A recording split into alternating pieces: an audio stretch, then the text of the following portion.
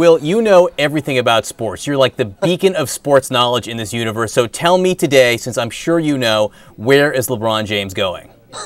I know that anyone that says that they know where he's going doesn't, including probably LeBron in a lot of ways. I think that one of the truly kind of amusing things about this whole basically circus that's kind of happened is that it's people keep talking about momentum. The momentum is going to the Bulls. The momentum is going toward the Heat because we're describing in the way that we're used to covering sports with the idea like, oh, this team's on a roll. That's good news for the Bulls. Everything's going to the Bulls. Literally, this is the decision that one man's going to make. And it's going to affect everything else in the NBA, and he has said nothing. What do you think or imagine will go into this decision? The real question is what he cares about. Like, does he care about championships? Does he care about, he's been on record a few years ago saying he wants to be the first billionaire athlete. What's the best place for him to do that? Does he want to play with his friends? Does he want to play with, he said before that Chris Bosh is the guy he most wants to play with, and then other times he said he wants to play with Wade. People thought that this decision was going to come down to Cleveland staying home, being loyal, or will he go elsewhere and try to make millions of dollars?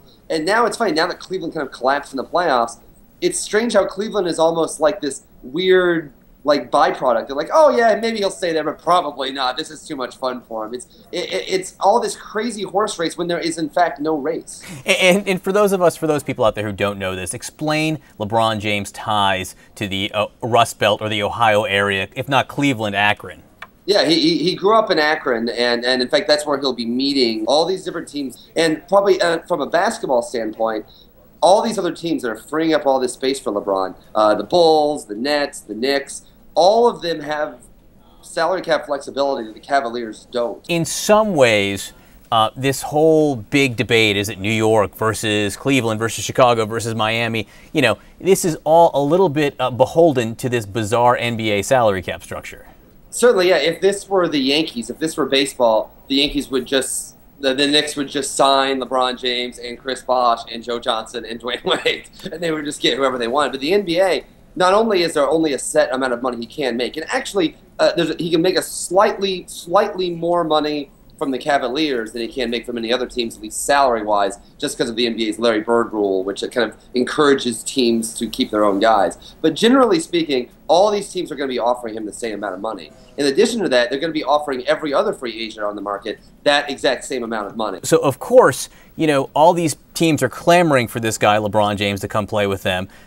It must be because LeBron James has won countless championships. Remind us, Will, how many championships has LeBron James won? LeBron has never won a championship. He's not a guarantee of a championship? He's not a guarantee of a championship, but one thing I will say, as someone that's covered the Knicks a lot, he is a guarantee of interest. And so, I mean, there are teams selling out season ticket packages over the possibility that they might get LeBron.